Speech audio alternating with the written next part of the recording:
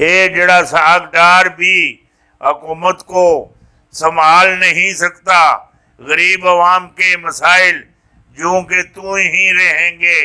ये जड़े मामलात ने नहीं नजर आते। अल्लाह अकबर। तीसरी जंगे अजीम करीब है।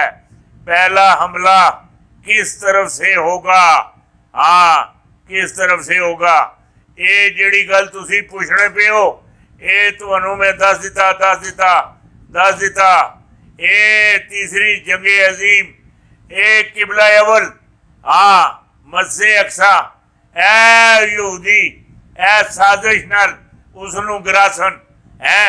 ये लोड़े लगे ने ताबूते सकीना इन्हों नहीं लभना। नहीं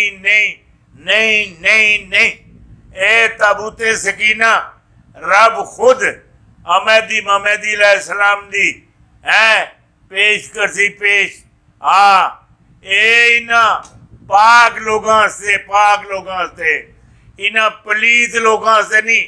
ये पहले इन्हां ये ताबूते सकीना खड़ के करूड़े ले ढेर ते खड़ के सटिया है। जिसले रब सुन ए इतनी बड़ी तोहिन तकी है, उस फिर अपने कोल अपने दायरा इख्तियार कर लिया।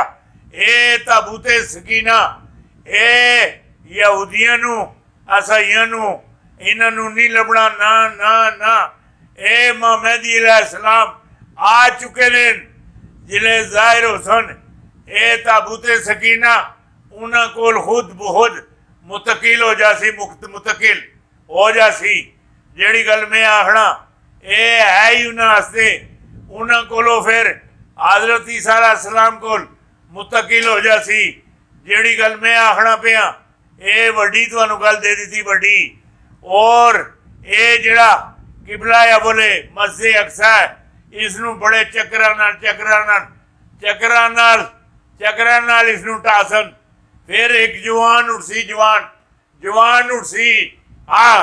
वो सलीब तरोड़ दे सी, सलीब तरोड़ दे सी। फिर तीसरी जंग दा बिगल पई सी। जेड़ी गल आखना पिया अल्लाह अकबर। तीसरी जंगे अजीम करीब। पहला हमला किस तरफ से होगा?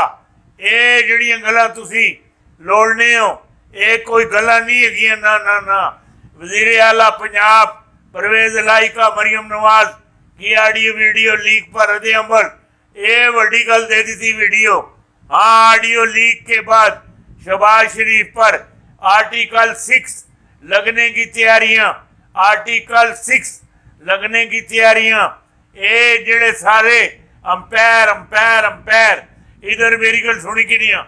कोई अमेरिका का अंपायर, कोई इंडिया का अंपायर, ये जितने भी हैं ये 13 जमाता दे मालक तो खालक ये बनाने वाले ये सारे अंपायर हैं। ये इन्हें आर्टिकल 6 लगना है। क्या भारत से लेने वाले स्टाफ वैरत ने रिकॉर्डिंग की है? पहली जूं ही खबर ब्रेक हुई किसी ने ध्यान न दिया। ये वड्डी गल तुहानू दे रहे हैं, वड्डी। पाकिस्तान की बात, कप्तान की बात सच साबित हो गई। ऑडियो लीक, इलेक्शन कमीशन फंस गया। आफस अहमदुल्ला का बयान ये तुसी तको तो सही ना। ये रब है इधर मेरी गल थोड़ी की नहीं हो। रब अपने बंदियां की हिफाजत किस तरह करना तुसी तको तो सही ना।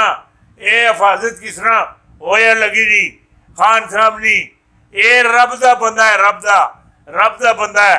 ब्रेकन न्यूज जल्दबाजी से ग्रेज फूंक कर कदम रखने का फैसला। उमरान ने फाइनल की कॉल का ऐलान क्यों नहीं किया? शहबाज सरकार के लिए खतरे की घंटी बज गई, परेशानी शुरू। ये जुमराती तक जरा छिक्के रखो, छिक्के। खान के साथ डील गेम कौन सी नई खिचड़ी पक रही है? डॉक्टर शाहिद मसूद की 3 बड़ी खबरों ने तहलका मचा दिया, तहलका तहलका। हाँ, और सबज पाकिस्तानियों ने मरियम औरंगजेब पर चोर चोर के नारे लगा दिए, नारे नारे नारे नारे। ये जिहड़ी गल आखना पिया, ये वड्डी गल तुहाडे नाल कर दी। माशा अल्लाह, माशा अल्लाह, माशा अल्लाह, माशा अल्लाह। ये जिहड़े मामलात होए लगे ने, ये वड्डे मामलात हैं, वड्डे वड्डे, बहुत वड्डे मामलात हैं। तालिबान की भारतीय एजेंटों को बड़ी वार्निंग, बड़ी वार्निंग। तालिबान की भारतीय एजेंटों को बड़ी वार्निंग।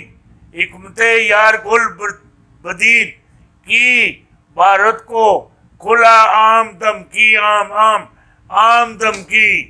और थोड़ी इट नाल इट खड़का दे सा।